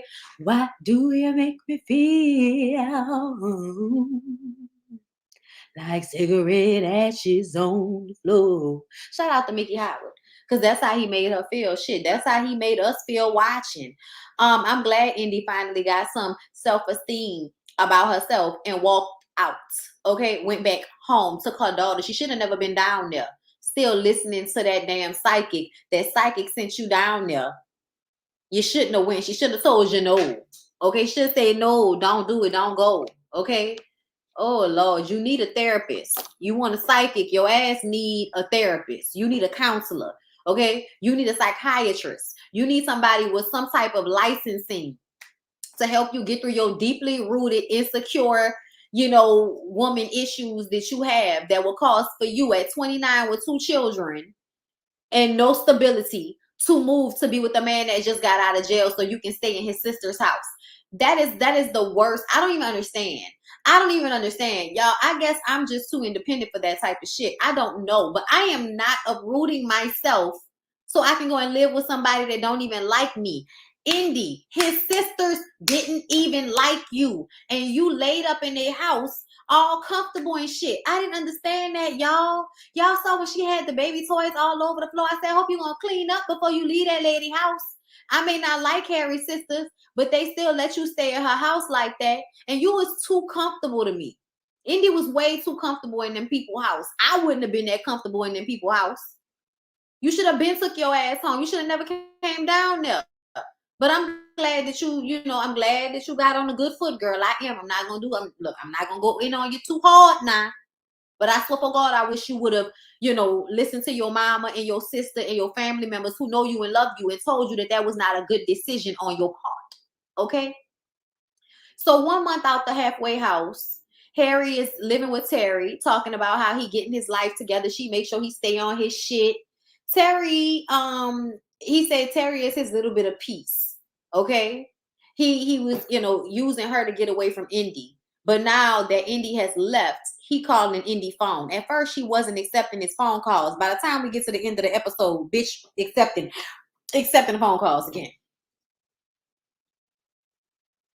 I think her daughter might have been too young for school. I think she might have been in that age, probably like 4 or 5, right before, a 5 or 6, maybe, probably right before. Or it might have been it's in a pandemic, so they might not have had school.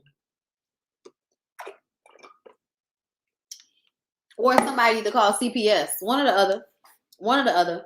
Either way, I'm glad they broke up. Let's go ahead and move on to Taylor and Chance, because they don't make no sense either. Where they at? Oh, there you go. All right, Taylor and Chance. So he plans to propose to Taylor this episode, and that's what he did. He got a carriage ride in the middle of the fucking winter for her 3 daughters. First of all, I feel like maybe it's just me and I think too deeply into things, but the fact that her daughters seemed to be uncomfortable and vocalizing that they were uncomfortable, like the daughters knew what was going on, and that oldest one is not that young. And she was like, it's cold. I don't care. I don't care about that. Because he was trying to show them shit around the city while they're on this, pumpkin carriage ride. It was supposed to be like, oh, I'm making them feel like princesses, The oldest one is like, nope, don't give a fuck. Don't care. It's cold. Can we go to the other place? I want to go to the other place. Where's the widget place? I want to go to the widget store. Can we get I thought we was going to the widget store. Ma, you said we was going to the widget store. Okay? Then he got them with the little signs, and he turns around and proposes, and she says yes. You know what I thought about?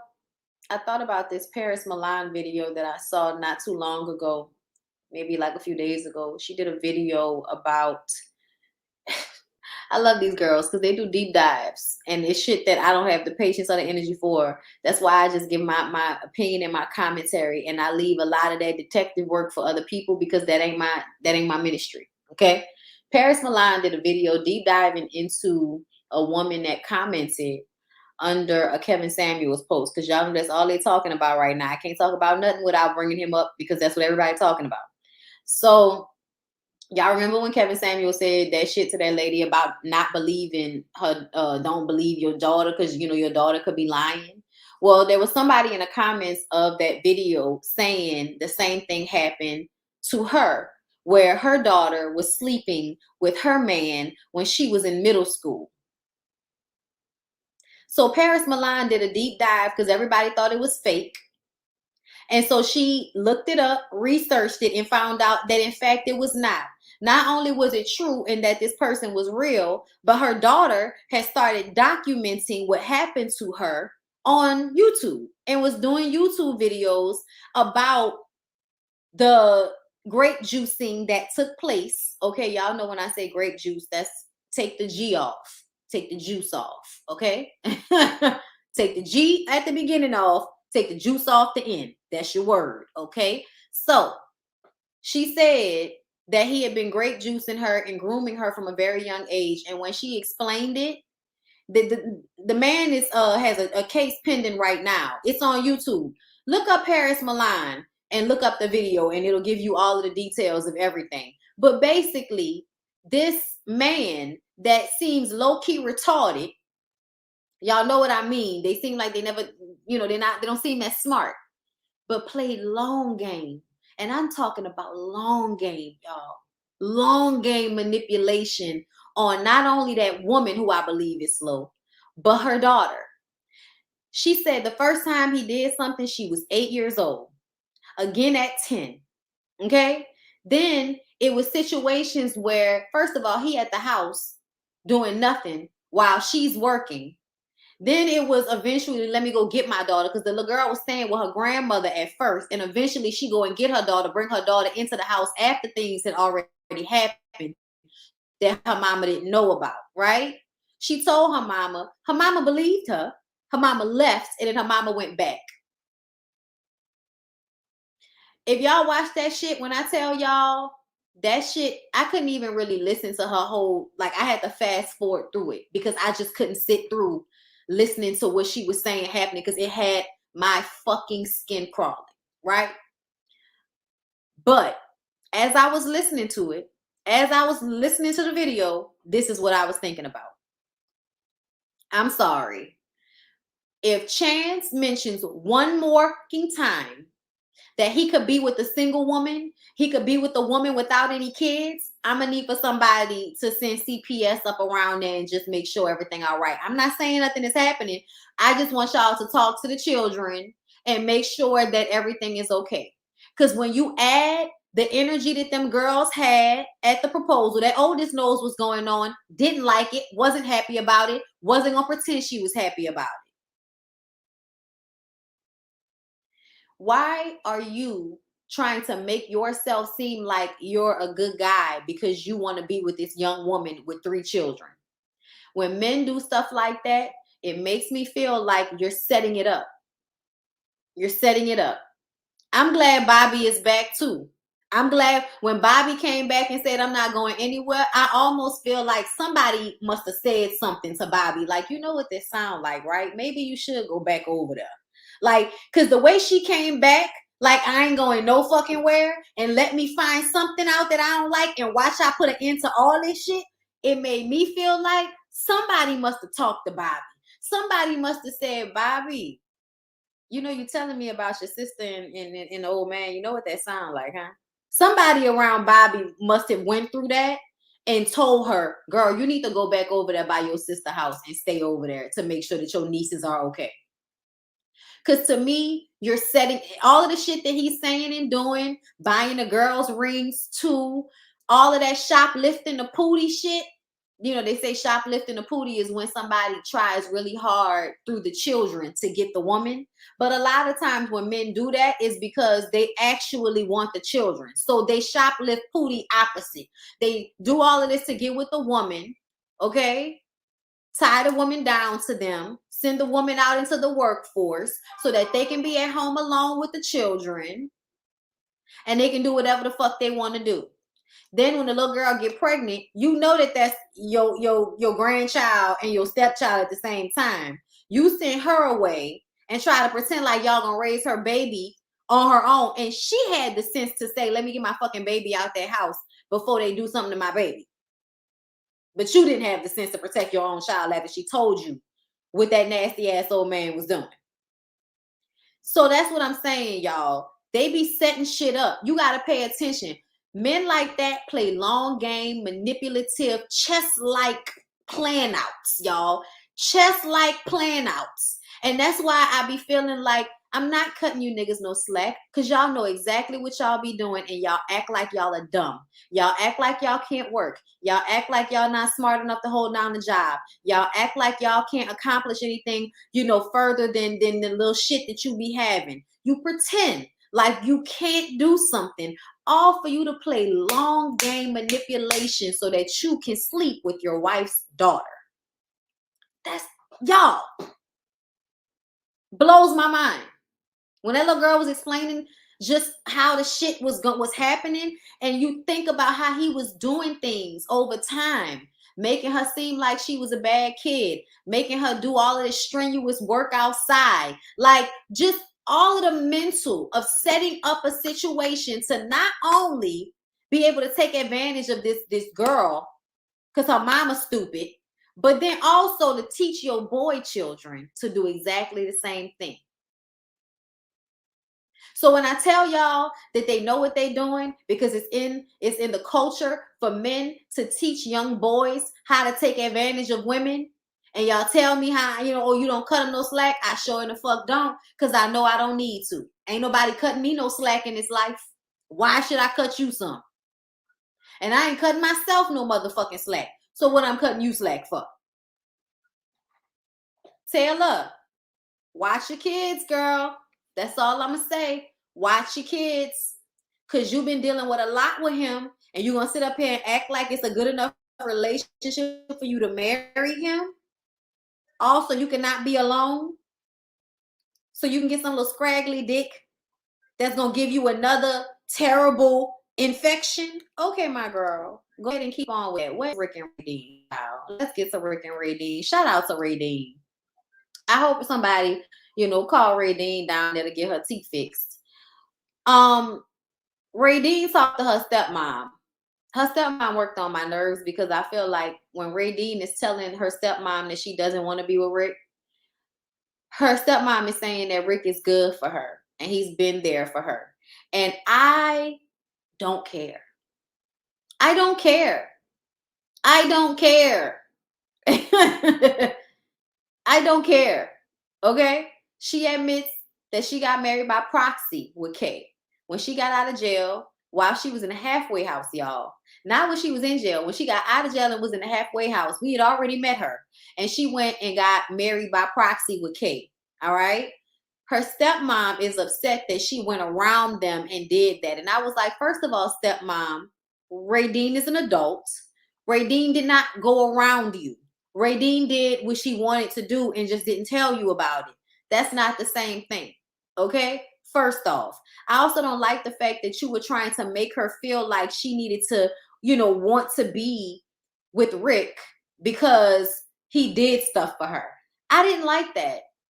I didn't like that shit at all. I'm sorry. I was not a fan of the way stepmom was talking to her. She meets with Rick and she tells him that she's married to Kay. He says she's not what he deserves, and she says she's not. Ray Dean took the L, and this is why I appreciated her. She was like, you deserve better. You deserve to be with someone that really wants to be with you, and that person is not me. I'm sorry. He says now it makes sense.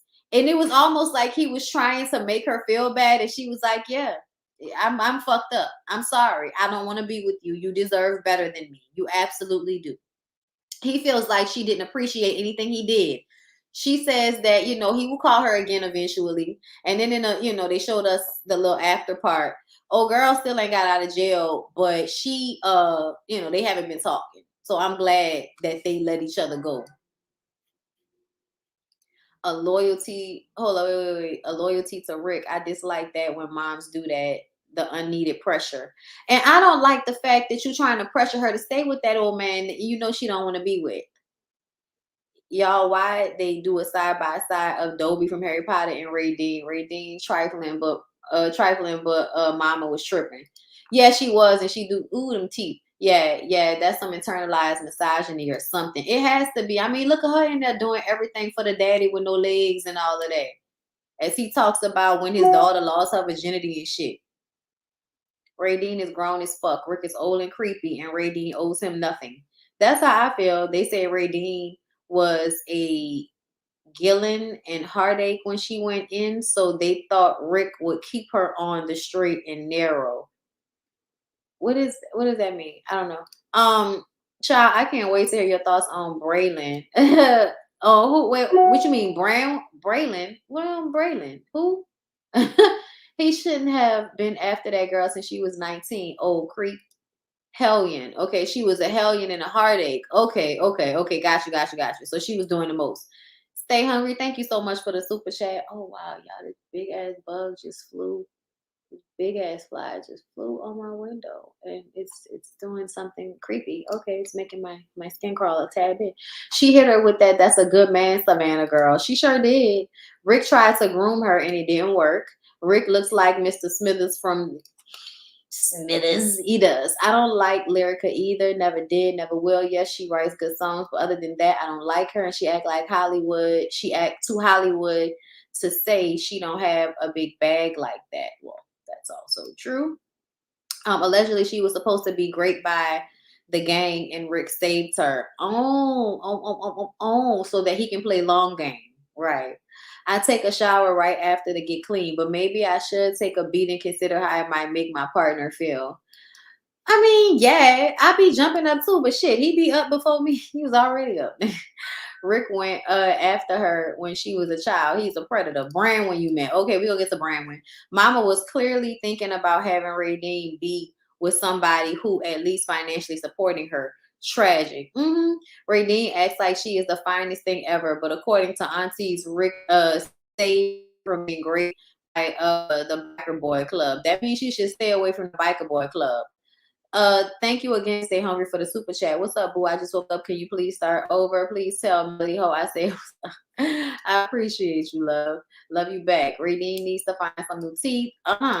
The one with the stripping daughter, I'm sure I brutalized her name. Yeah, Branwyn, we're gonna talk. What is the age difference between Rich and Mariah Lynn? I think Mariah might be in her like 33 and Rich might be 40 something. Let me look. Rich Salas. Rich Dollars is 44. And Mariah, I was the house and I'm in it because I did the shit. Mariah Lynn is 31. Okay, so she's 31. He's 44. He's 13 years her senior. All right, so that's a nice little age difference. Fact, she's definitely one of those people who plays like she's a real one, but she's not. She's extremely selfish and all she cares about is herself and looking good on TV. Yep.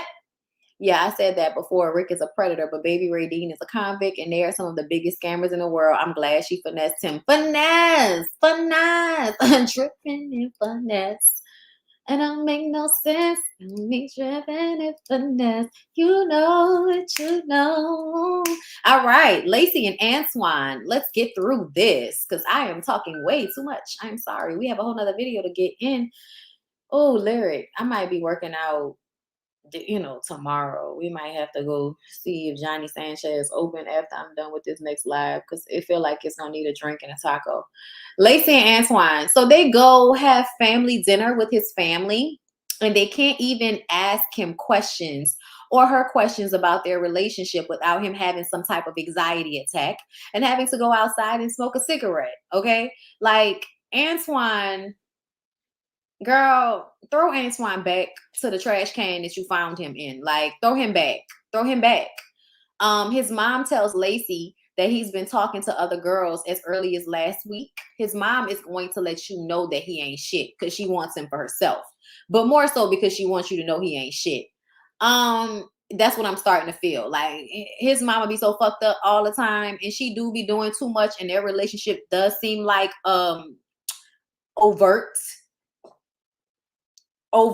incest, okay, which means it's not sexual, but the way the relationship is happening is incestuous. It's not healthy.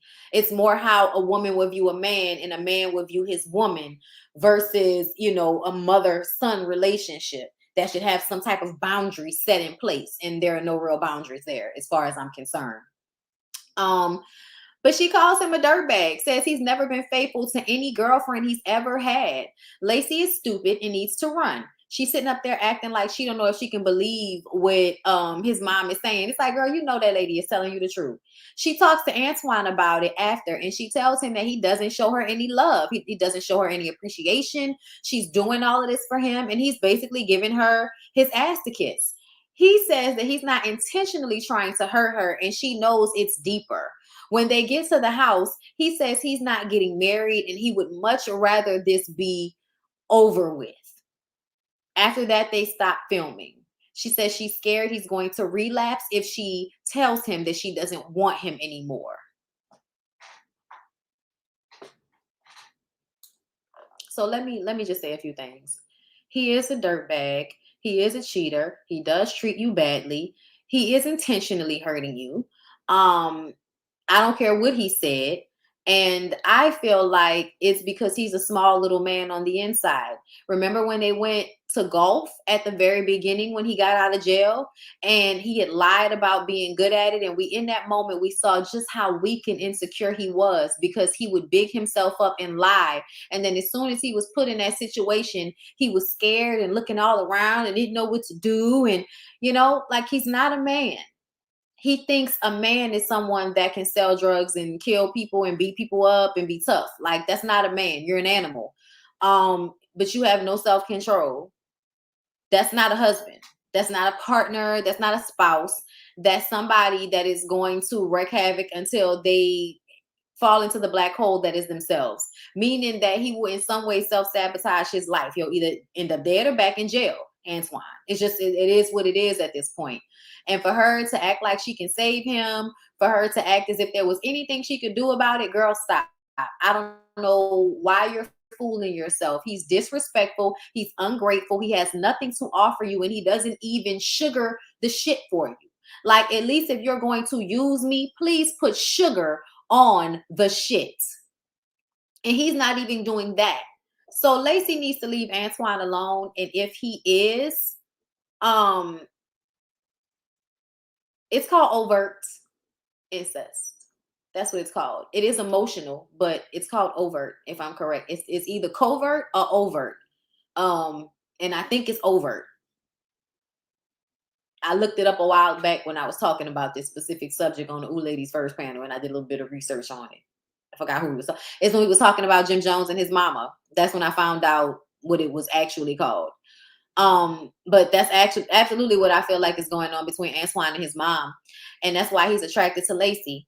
And I think that Lacey needs to drop him like a bad habit because, girl, there's nothing to be gained from that empty, that black hole that is going to suck the life that you have left in your face out of it. Girl, he gonna take your money. He gonna leave you destitute, girl. Why are you putting yourself through this? For what? Girl, leave Antoine in the dumpster where he at. He had that hair on Twitch. Then that's probably what because him and his mama make me feel like they do dope together. That's why she didn't want him to go over there, because you gonna go over there and do dope with her. That's what it felt like to me. I could be wrong, but we'll see. So let's move on to Kevin and Tiffany. So he talks to his friend about how mad Tiffany was with him for talking to other girls. He calls her and asks her and speaks to her in person. And she has, she's like, look, I don't know, Kevin. I have a lot on my mind. I'll call you and let you know. And then she actually goes to meet with him, and she dressed up all cute. And ultimately they decide that they'll just have a relationship where they sometimes bring a girl in. I'm like, so y'all broke up so that y'all could meet up and decide that y'all gonna bring in a third? But he was like, but I really want to solidify our relationship first. I was just like, child, I guess that ship already sailed because Lacey's supposedly pregnant with his little girl.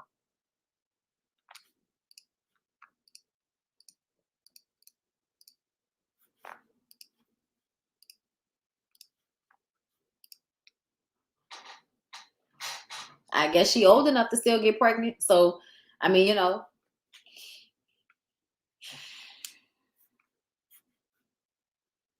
I guess. Let me go back to Kevin and Tiffany, girl. Listen, because it wasn't nothing. They decided that they was going to stay together. They was going to find a girl to do some things with. By the time we get to the end of the episode, that hasn't happened, but they together, girl. Good for them. Let's move on to Chaz and Branwyn, shall we? Where is Chaz and Branwyn? Okay, so they go to her friend Courtney's house. Now, Courtney is a guy. Courtney had some of her stuff stored in his garage. So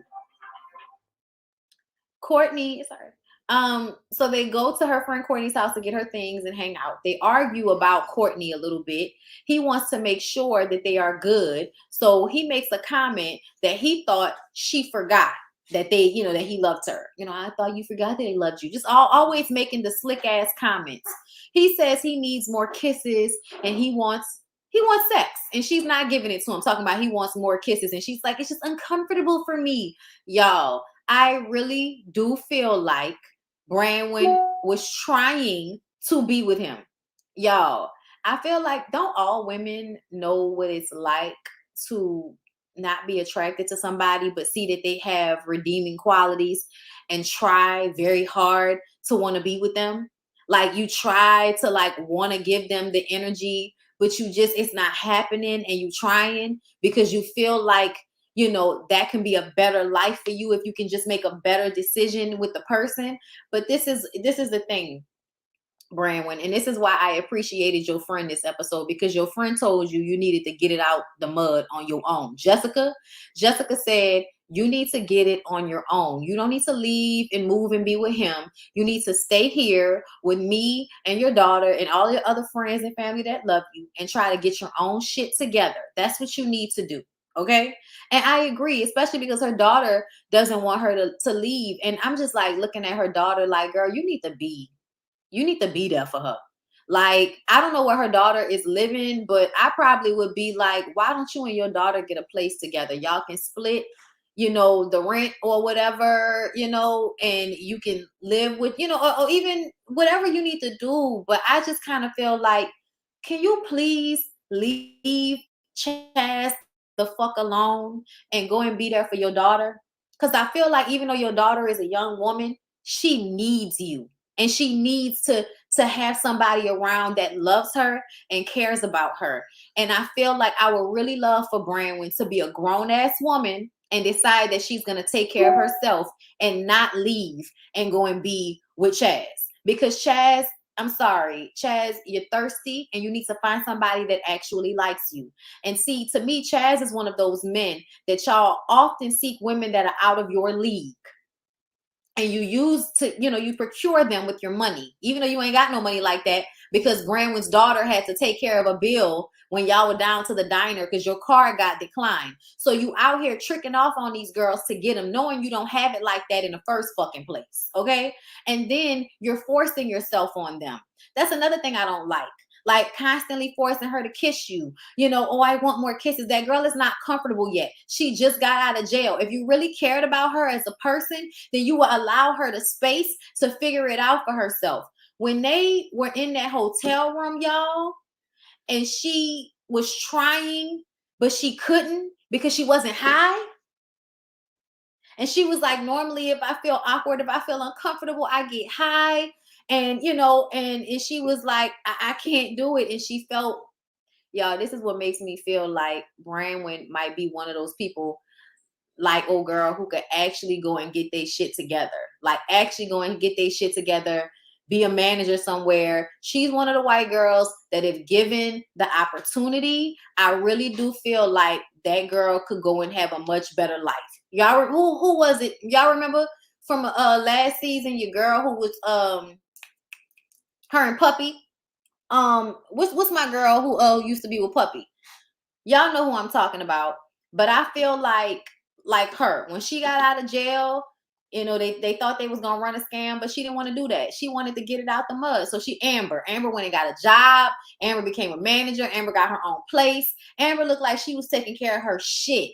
And Brittany too. Brittany got on her shit too, but Brittany had Marcelino's ass, okay? I'm talking about somebody single by themselves. And I feel like Branwyn could do what Amber did if she would just decide what she's gonna do and not let none of this other shit get in the way. Get your ass in some cheap counseling so you can make sure that you are talking to somebody so you can stay clean, and stop trying to use your body to get your money, because it harms you. And this is what I be talking about when I say, you know, women who live a lifestyle like it's so easy to just give your body to any old body. I be like, but how does that feel long term?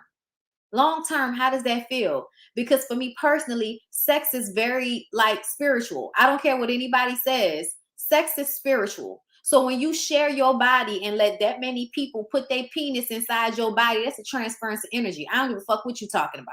And you're not supposed to have everybody's energy in your womb. And that's just that on that. So for me,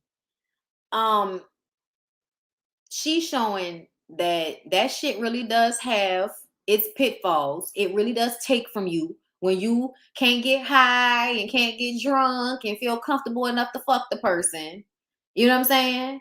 Like, it's poor spiritual hygiene. It is. I felt so bad for her, y'all, when she was trying to kiss him and be with him, and he was trying to be patient with her, but I feel like it's only because he felt like she was gonna run. If he was really being patient with her, it wouldn't have even been that situation. You know what I'm saying? It wouldn't have even been, let's go to the bedroom. It would have been like, let's chill. He been trying to get that girl in the bed since she got out of jail, and she ain't ready. And instead of him waiting for her to come to him, he keeps trying to force it. And then when she flipped out, he was scared she was going to run. So that's why he decided to be like, it's okay. It's all right. No pressure. No, it's been pressure. You've been pressuring her. That's why she feels this way.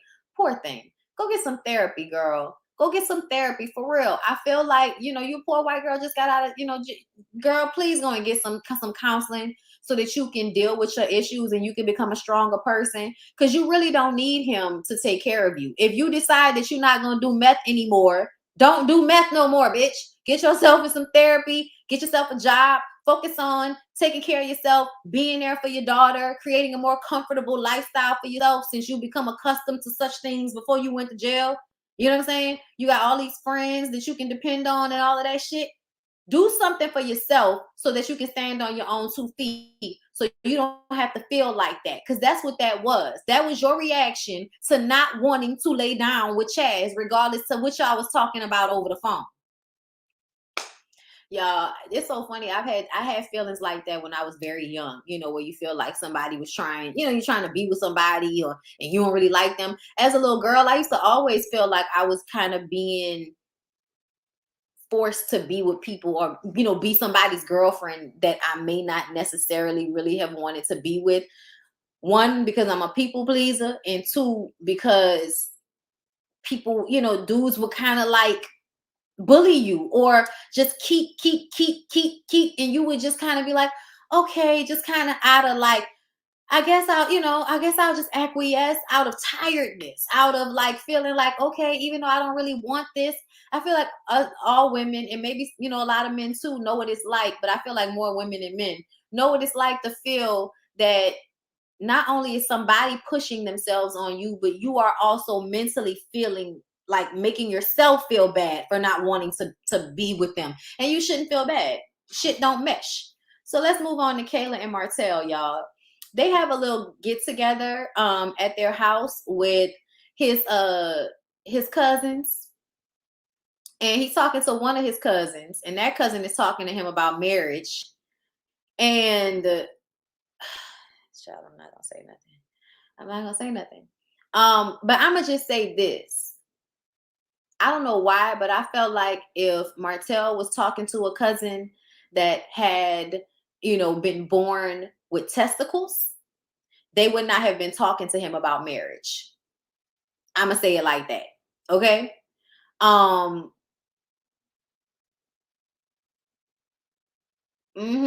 It was given that.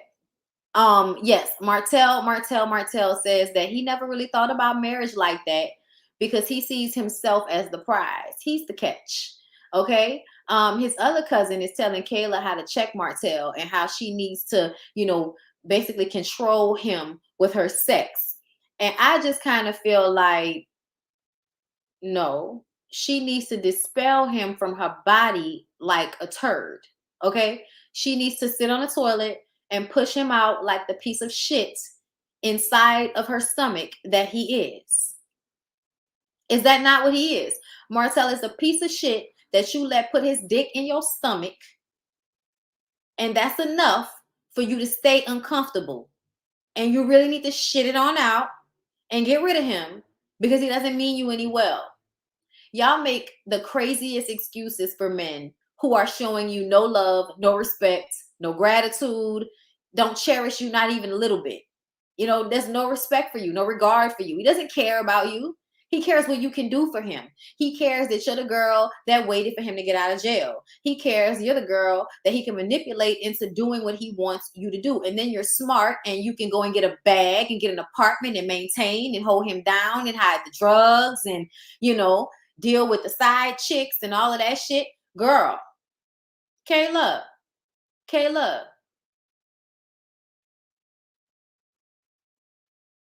I don't know why you putting yourself through this. Martell is not there, girl. Martell is not there. That is a empty vessel of a man. Do you hear me? He is a empty vessel. There's nothing in his mind. There's nothing in his heart. All he know how to do is fuck and run his mouth. That's all he know how to do. And he could barely run his mouth because he be so loaded. You know what I'm saying? But they have Mr. Nasty Time, and she talking about kids and shit. I'm like, so you want to have children with a man that talks to you like this? You want to have children with a man that is not taking care of you? You're taking care of him, and then he's complaining about what you're doing for him when he's not doing anything for you, and you want to have a child for a person like that? Do you understand how that makes no sense? Do you understand how crazy that sounds? For you to want to have a baby with a man that walked into a brand new apartment that you got for the two of y'all and complained about everything and then left so he can go and do what he wanted to do. Never apologized, told you that he wasn't going to apologize, feels like he's the prize and you should just be working for his basic dick. That could come with an orgasm or it could not. It could just come with a UTI or STD. I don't understand why y'all fuck niggas like this. I don't. Like niggas like this, I don't even see you. I don't even see you. They know, like niggas like this, no, don't talk to me because I don't even see you. I can tell that all that slow talking and barely paying attention and eyes, you know, don't look at you in your eye. No direct conversation, never shows any real interest at all. And it almost makes me feel like, have you ever really Kayla, has a man ever really been interested in you prior to Martell? Because you've been sticking around with him for a while. And I know you was fucking another guy on the side when he was in jail, as you should have been. But I really need to understand what your relationships have looked like. Because I personally feel like you look like somebody that has never been in a relationship of any type of real value in order for you to think that Martell is valuable. Martell is not a valuable person. He's not. He is worthless. He's some dick. He's a dildo. And I'm sorry to the people that love Martell that might come across my video and feel away. But I saw a man have nothing, do nothing, and then disrespect the woman that was doing all of the things. Show her no love, no gratitude, no respect. Just wanted to empty off his sperm into her womb and go to the next bitch house or go to the next family member house. Y'all know how people find me. Listen, people always want to come to me years after I done reviewed something and want to talk to me about how I hurt their feelings and shit. Bitch, you could talk to me when I review the shit. That way I remember. Because once I said it, it's over. So just know, if you think I'm going to remember either one of y'all once y'all are no longer on this show and I'm no longer reviewing it, I will not. So don't come to me like the people from, you know, family or fiance. Don't come to me like that little girl who I ain't even say nothing bad about like that. Don't come to me mad because I said what the fuck I said based off of what I am seeing on this show. Now, if you showed me something different, I would say something different. But this is a waste of time. This is worthless. This is stupid. Kayla, listen to me. This is worthless. This is stupid. Okay. Yeah, he was on the phone with some girl named Anna in a confessional. Does that surprise anybody? Like, I was just like, and y'all, I feel like it's the type of shit that I dealt with from people in like middle school, high school years. This type of detachment. You know what I'm saying? This type of I don't give a fuck about a man. You know what I'm saying? Like, a man can't treat me like he don't give a fuck about me. Like he can. You can't treat me like you don't give a fuck about me. I won't be with you. I don't even understand that. Make me feel like that one time and watch me.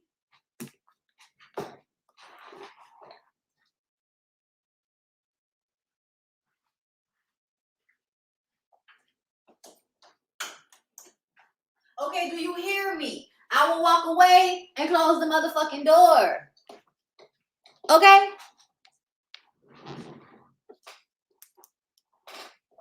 Get some act right about y'all here. Get some act right about y'all, young women. Stop taking this type of shit. This is a no. This is a no.